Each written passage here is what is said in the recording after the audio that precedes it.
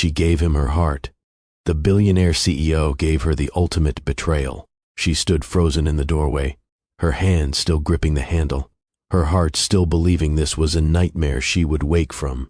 But the image before her was no dream. The man who had held her face in his hands just 48 hours ago and whispered that she was his forever. The man who had memorized the exact way she took her coffee and the sound of her laugh and the rhythm of her breathing when she slept.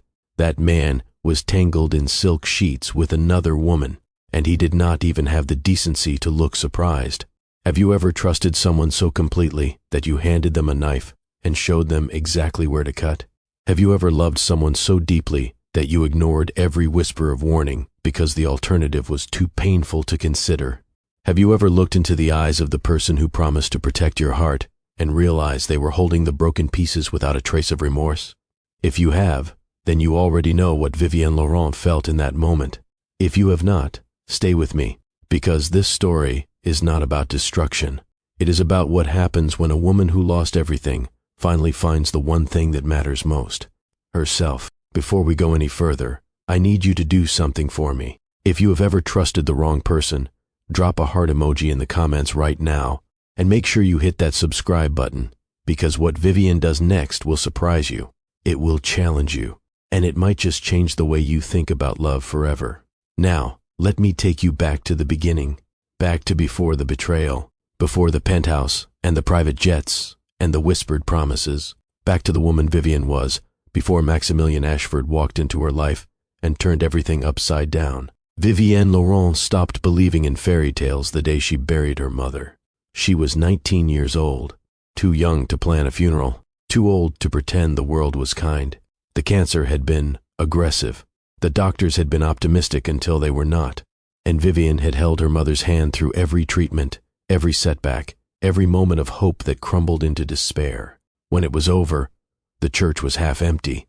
The flowers were wilting before the service ended, and Vivienne stood at the gravesite long after everyone else had left, making a promise that would shape the next decade of her life.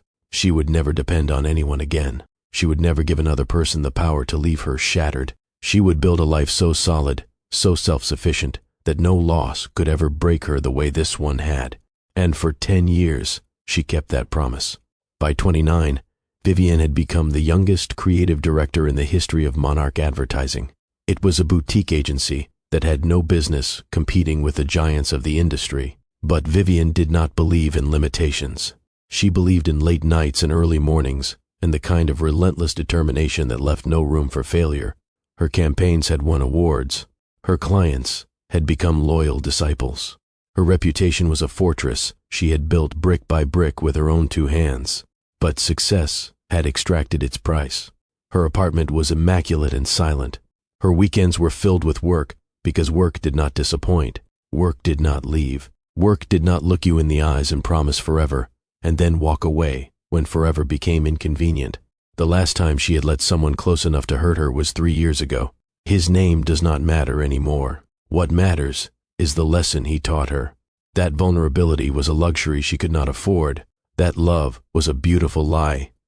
People told themselves to make loneliness bearable, that the only person she could truly count on was the woman staring back at her in the mirror. So when the invitation arrived for the Laurent Foundation Gala, Vivienne almost threw it away without opening it. Another networking event. Another room full of people measuring each other's worth by the labels on their clothes and the zeros in their bank accounts. She had no patience for pretense. But her assistant Priya had other ideas. Priya burst into her office with the invitation held above her head like a trophy. "You have to go," she announced, her voice vibrating with excitement. Vivienne did not look up from her laptop. "No, you did not even let me explain. I do not need an explanation. I need to finish this presentation before the client meeting tomorrow." Priya sat down across from her and waited. This was a battle of wills they had fought many times before. Priya always won because Priya had an inexhaustible supply of enthusiasm and an absolute refusal to accept rejection. Vivienne sighed and finally looked up. "You have 30 seconds. Priya grinned. The Laurent Foundation Gala is hosted by Ashford Holdings. Maximilian Ashford himself never attends his own events. He is practically a ghost. But this year, word is he will be there in person. Do you understand what that means? It means a billionaire is making a rare public appearance. Fascinating. Can I get back to work now? Priya leaned forward, her eyes intense. It means that Ashford Holdings is looking for an agency to handle their complete rebranding. $50 million, Viv. 50 million. If you could get 5 minutes with Maximilian Ashford, if you could pitch him directly, we could land the biggest account in our agency's history. The number hung in the air between them. $50 million would transform Monarch from a scrappy underdog into a legitimate power player. It would secure her team's futures for years. It would prove that every sacrifice, every lonely night, every relationship she had declined in favor of work had been worth it. Vivian studied her assistant. 1 hour. That is all I am committing to. Priya's smile could have lit up a small city. 1 hour is all you will need. The Ashford estate was not a home. It was a monument.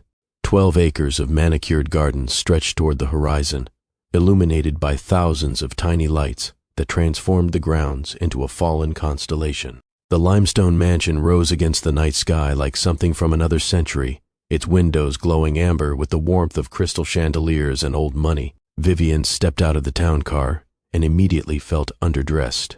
Her gown was borrowed. A midnight blue velvet number that Priya had insisted brought out the color of her eyes. It was beautiful, yes, but it was not the kind of beautiful that belonged in this world. The women floating past her wore dresses that cost more than her monthly salary. Their jewelry caught the light and threw it back in prismatic displays of wealth.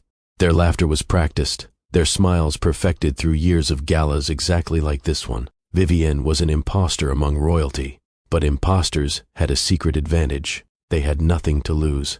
She made her way into the grand ballroom, accepting a glass of champagne from a passing server. The room was overwhelming in its opulence. Marble floors polished to mirrors, flower arrangements taller than grown men, a string quartet playing softly in the corner, while hundreds of guests engaged in the delicate dance of networking disguised as socializing. Vivian scanned the crowd, searching for someone who looked like they might know where to find Maximilian Ashford, but every person she observed seemed absorbed in their own performance, laughing too loudly, touching arms with practiced familiarity, pretending that they belonged in a room where belonging was the ultimate currency. She was reaching for her third glass of champagne, already calculating how soon she could leave without appearing rude, when she felt it, a shift in the air, a presence behind her that made the back of her neck prickle with awareness.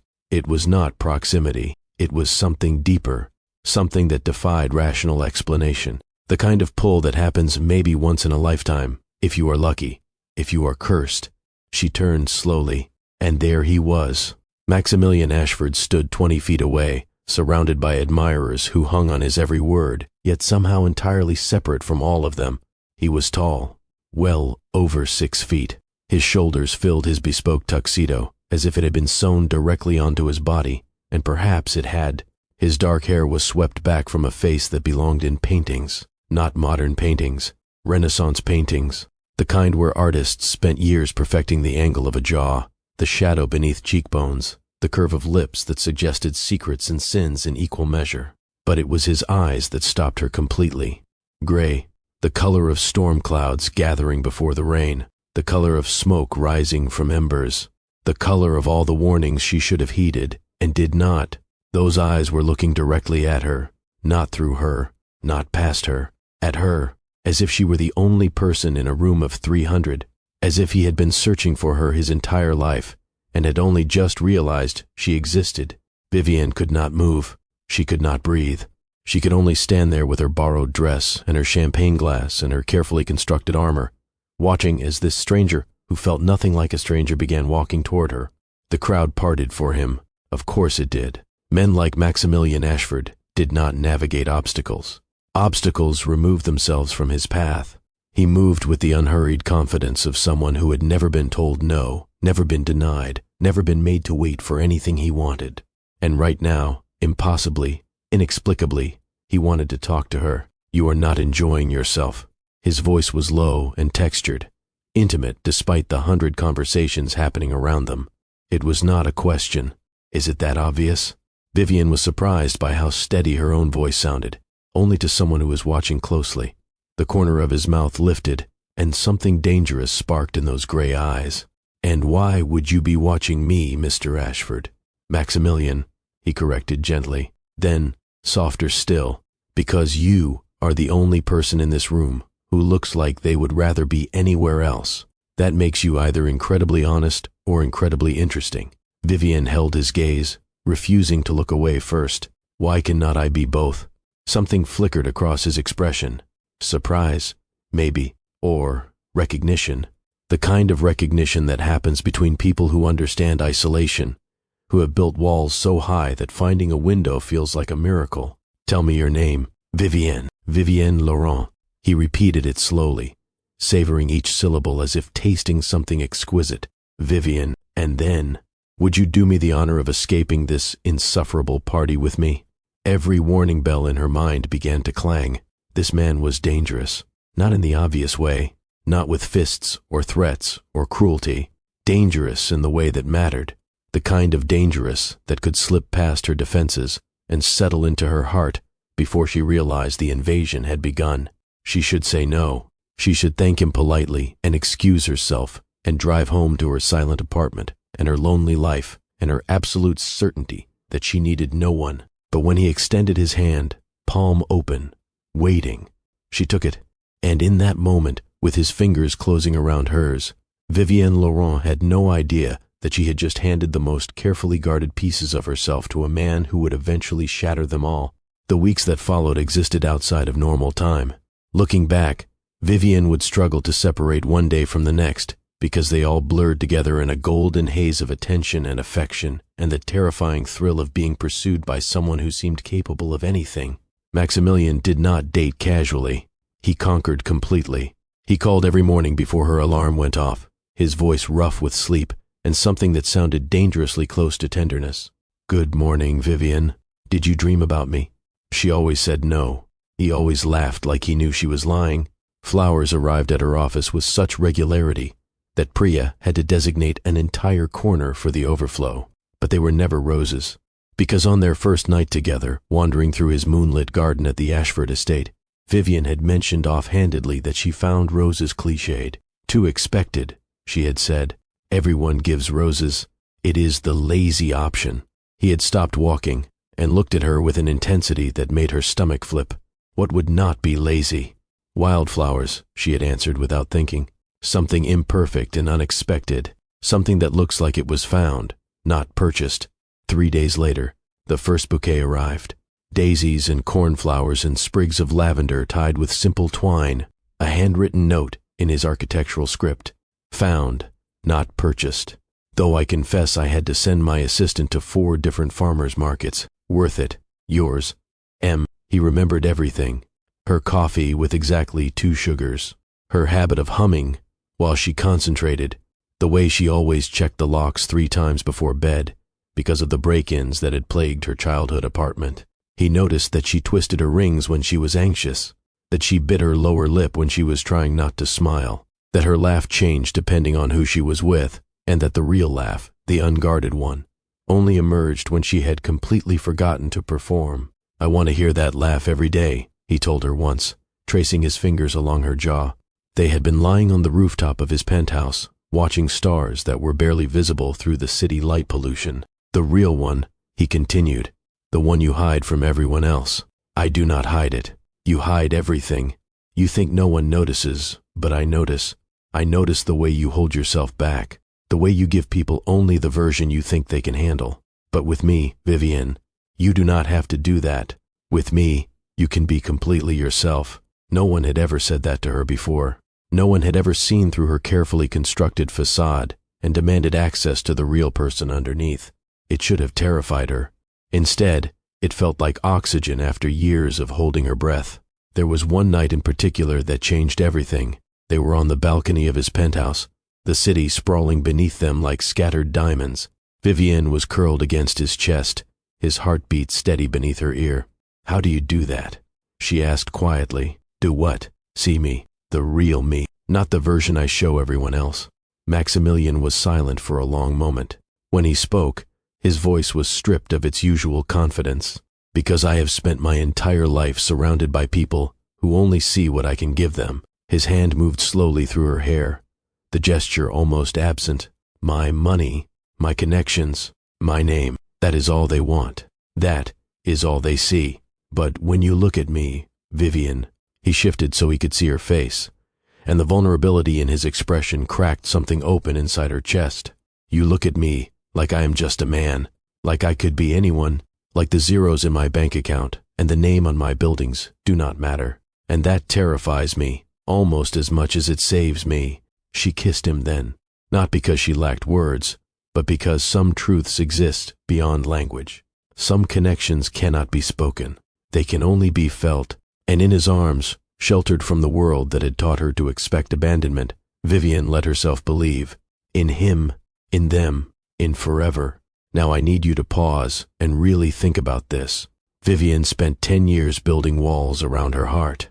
10 years convincing herself that she did not need anyone. 10 years surviving on self-reliance and solitude and the quiet pride of having never been broken. And in a few weeks, this man dismantled every single one of those walls. He did not tear them down violently. He did not demand entry. He simply showed up, day after day, with patience and attention and the kind of focused devotion that makes you forget why you built the walls in the first place. Have you ever let someone in like that? Someone who made you feel completely safe. Someone who seemed to understand parts of you that you had never shared with anyone. Someone who made you believe that maybe, just maybe, this time would be different. Comment below and tell me your story. I want to hear it. And if you are watching this alone, hit that like button so others can find this video. Trust me, they need to hear what happens next. But forever, Vivian would soon learn, is a fragile thing. It cracks under pressure.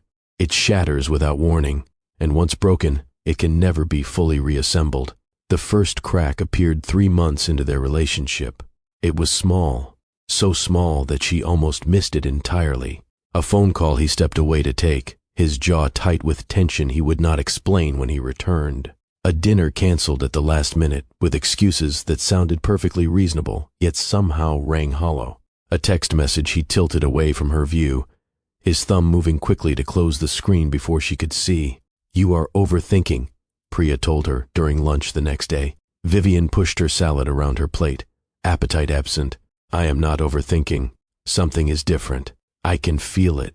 The man runs a billion-dollar empire. He probably has emergencies we cannot even imagine. You cannot expect him to explain every phone call. Priya reached across the table and squeezed her hand. He loves you, Viv. Anyone can see that.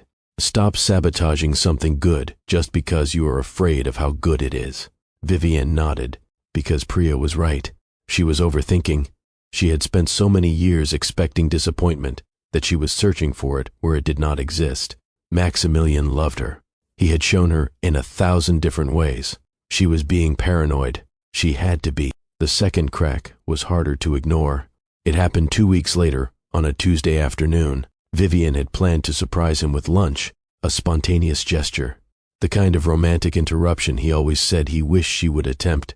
But when she stepped off the elevator, onto the executive floor of Ashford Holdings headquarters, something was wrong. His assistant, a composed woman named Gloria, who had always been warm and welcoming, went pale at the sight of her. Ms. Laurent, I was not expecting. He is in a meeting, an important meeting. Perhaps you could wait in the... But Vivian was already walking, already approaching his office door, already reaching for the handle with a dread she could not name. She pushed the door open, and everything inside her went still. A woman sat across from Maximilian's desk, blonde, beautiful in the way of women who had been beautiful since birth, and knew exactly how to weaponize it. She was not touching him.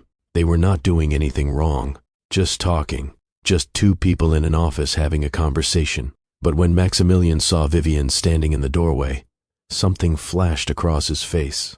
Guilt. It was there and gone in the space of a heartbeat, replaced by his usual composed smile. But she had seen it. And once seen, it could not be unseen. Vivian, darling, what a wonderful surprise. He rose smoothly and crossed the room to kiss her cheek. His lips felt cool against her skin. This is Isabel Crane, an old family friend. She was just leaving. The blonde woman stood, unfolding herself with practiced grace. Her smile was porcelain perfect and ice cold. Lovely to meet you. Max has told me so much about you. Max, The nickname coiled in Vivian's chest like something venomous. She had never heard anyone call him Max. He had introduced himself as Maximilian. She had always called him Maximilian. But this woman, this beautiful stranger with her knowing eyes and familiar tone, called him Max, like they had history, like they had intimacy, like they had secrets Vivian was not supposed to know. Vivian smiled back, said the right things, performed the role of the understanding girlfriend. She stayed for lunch. She laughed at his jokes. She pretended that nothing was wrong, but that night, alone in her apartment, she finally let herself ask the question she had been avoiding. What am I not seeing? Here is what they do not tell you about intuition. It does not scream, it whispers. And when you are in love, when you desperately want to believe in someone, those whispers get drowned out by the thundering of your own hopeful heart. Vivian heard the whispers, but she was not ready to listen. Not yet. The truth found her on a Thursday. Thursdays had become their sacred night. Dinner at his penthouse. Just the two of them, cooking together because Maximilian insisted he wanted to build something with her. Even if that something was just a mediocre pasta dish and too much wine. They had established this ritual 3 months ago, and he had never missed one. Until now. His call came at 4 in the afternoon. "Emergency board meeting," he said, and his voice sounded tired, strained. "International investors. There is nothing I can do. I am devastated, my love. Tomorrow, I will make it up to you. I promise." The words were right. The tone was wrong. And Vivienne, who had survived a decade by trusting her instincts, felt the wrongness like a splinter beneath her skin. Impossible to ignore. Impossible to extract. She told herself she was being paranoid, that the incidents with Isabel and the phone calls and the canceled dinners were all separate coincidences that her anxious mind was weaving into conspiracy. She should go home. She should open a bottle of wine. She should trust the man she loved. Instead, she drove to his penthouse. The doorman knew her. "Good evening, Ms. Laurent."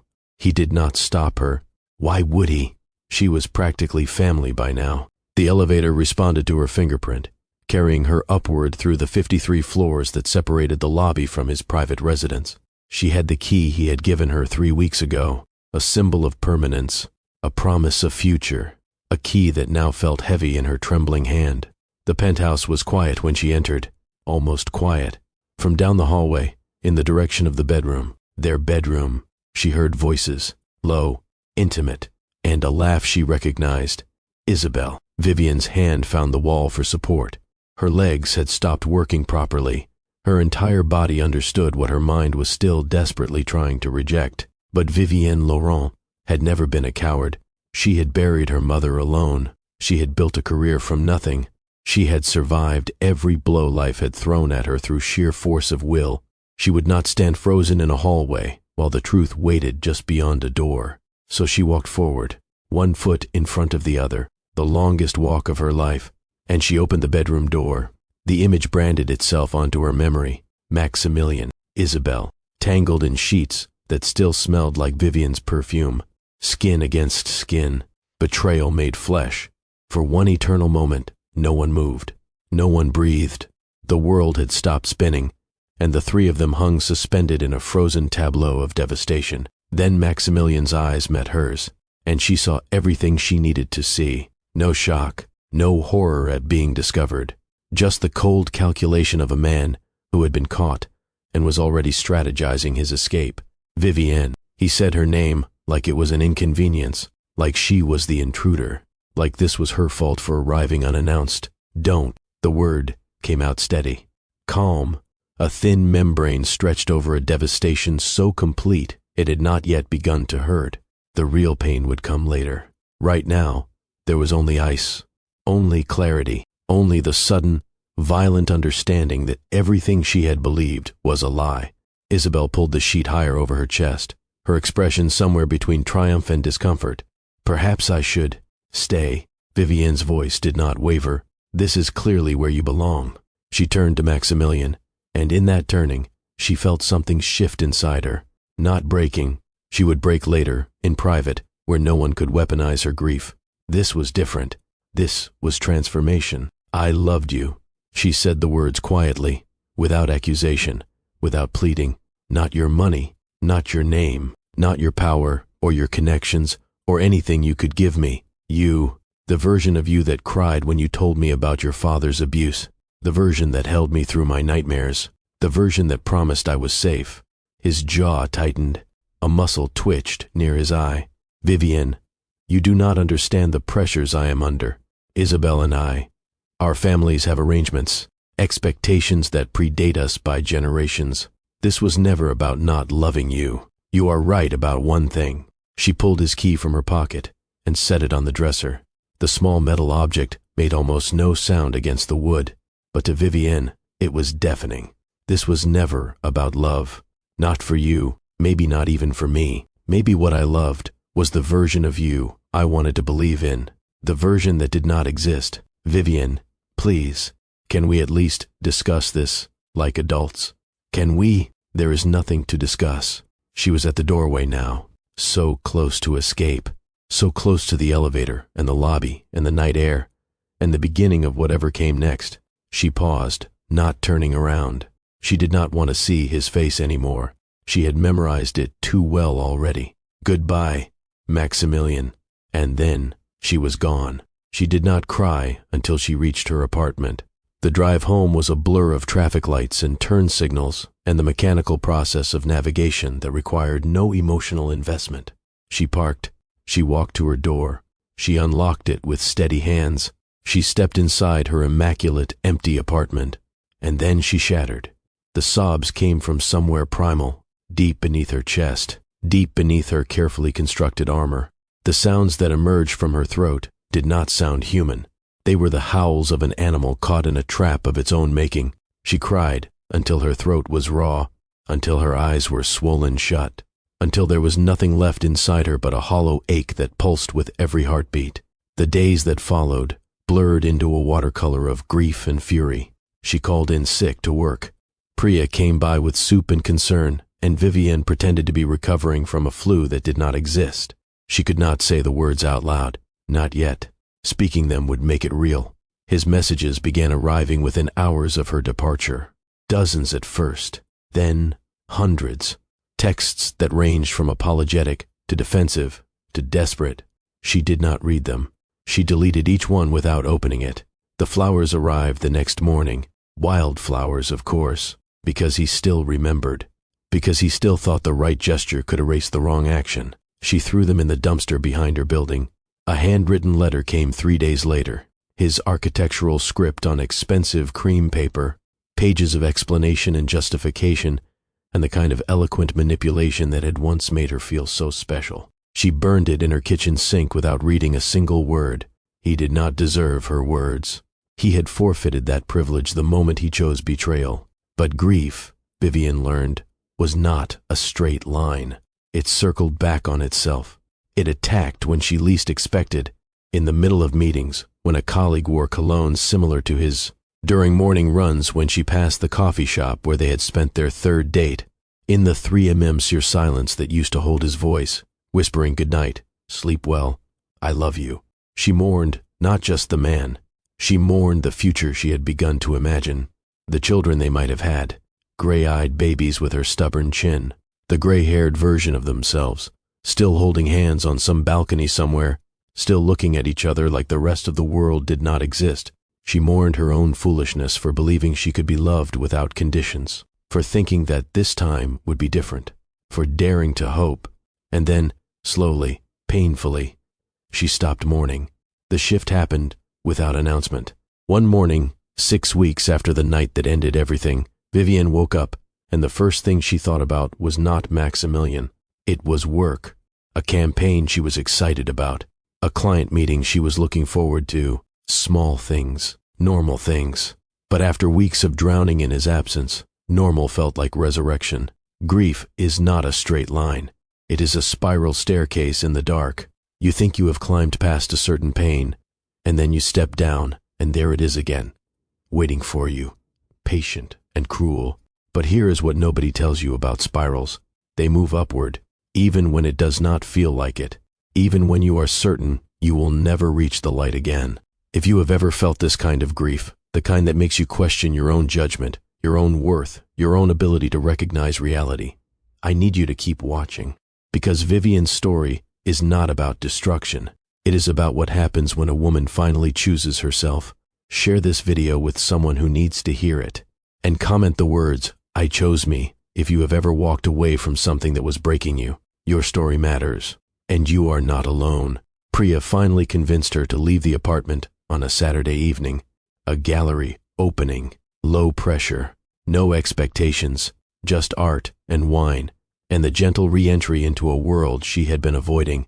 Vivian wore red, the color of courage, the color of survival, the color of a woman who had walked through fire and emerged scarred, but standing. The gallery was small and pretentious, in exactly the way she had expected.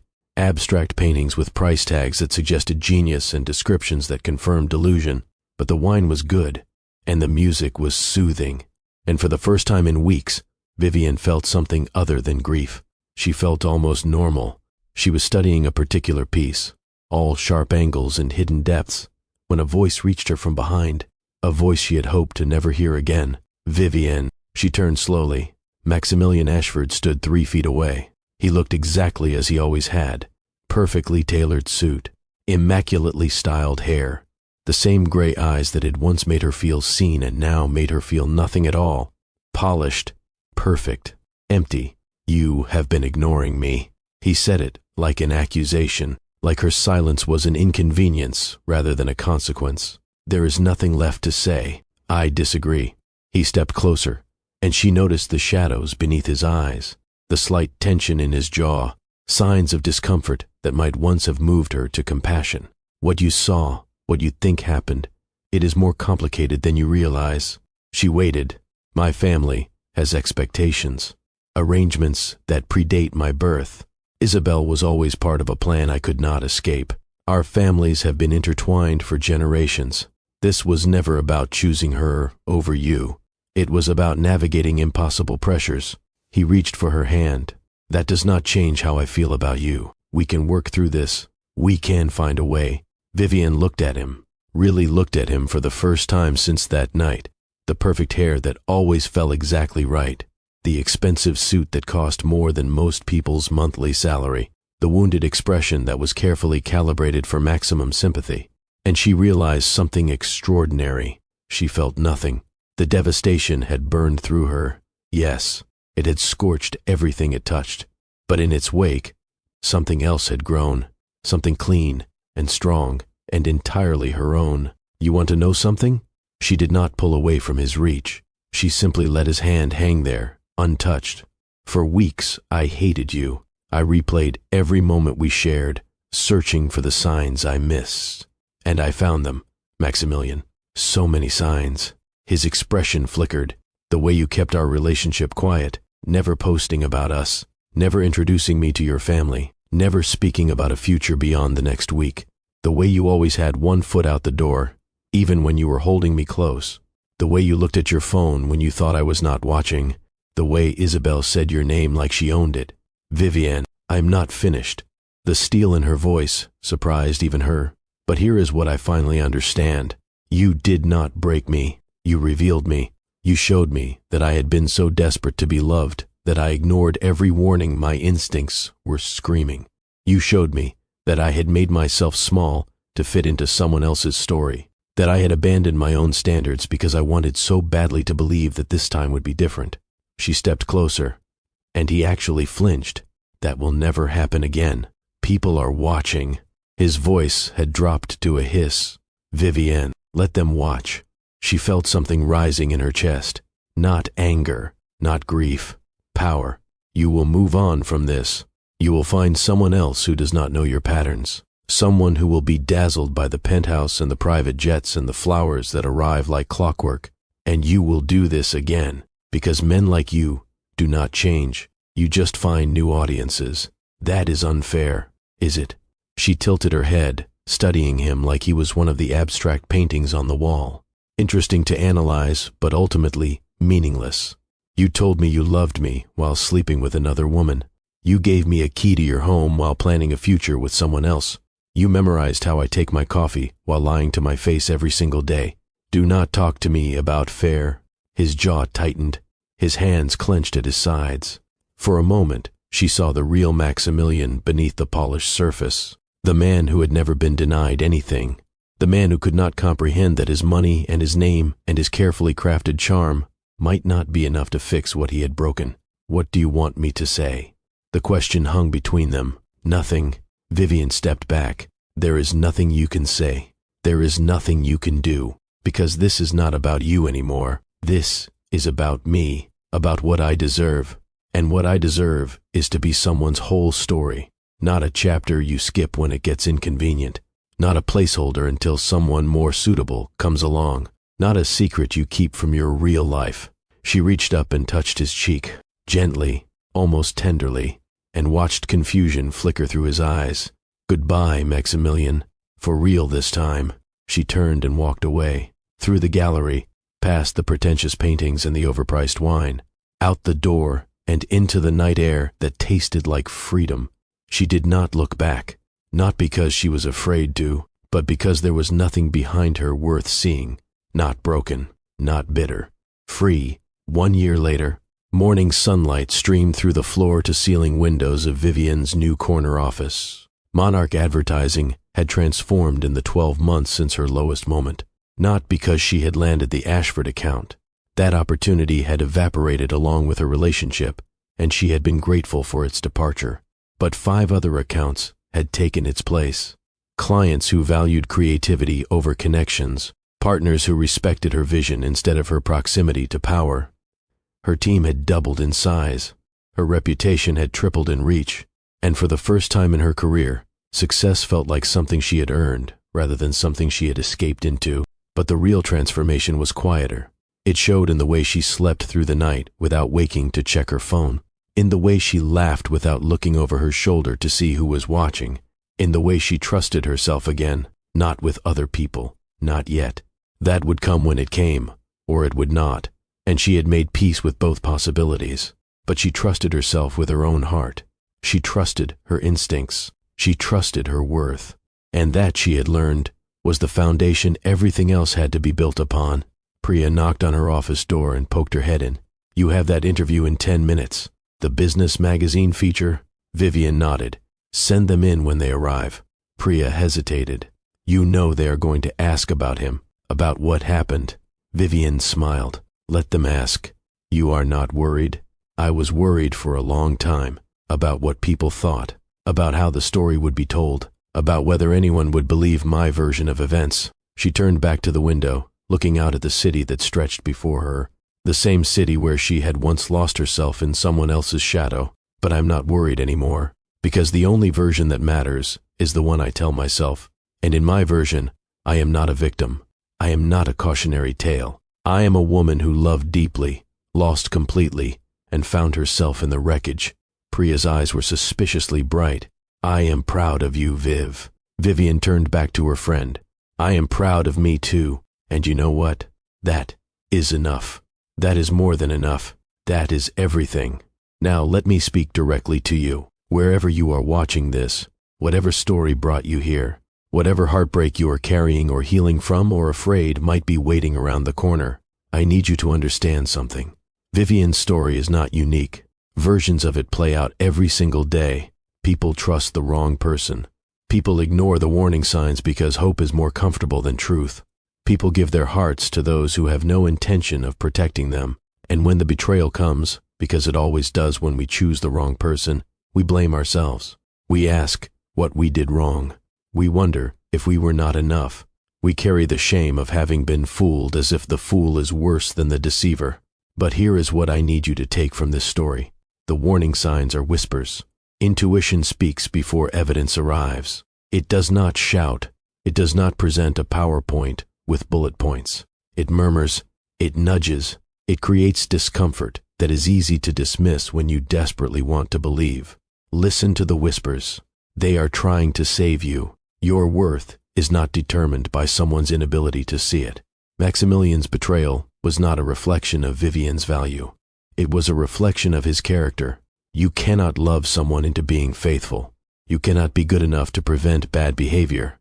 Their choices are about them. Not you, never you. Walking away is strength. It takes more courage to leave than to stay. It takes more power to choose yourself than to accept crumbs from someone else's table. If Vivian had screamed, if she had begged, if she had tried to negotiate with betrayal, she would have given him exactly what he expected. Instead, she walked away with her dignity intact, and that dignity became the foundation of everything she built afterward. Transformation requires destruction. The version of Vivienne who walked into that bedroom had to die for the version who walked out of that gallery to be born. Pain is not pointless. It is a doorway, not a destination. Trust the process of becoming, even when it hurts, especially when it hurts. Self-love is the foundation. Until you choose yourself, you will accept whatever love is offered. Crumbs will feel like feasts because you have forgotten what a real meal tastes like. But when you know your worth, when you truly understand it in your bones, you stop settling. You stop compromising.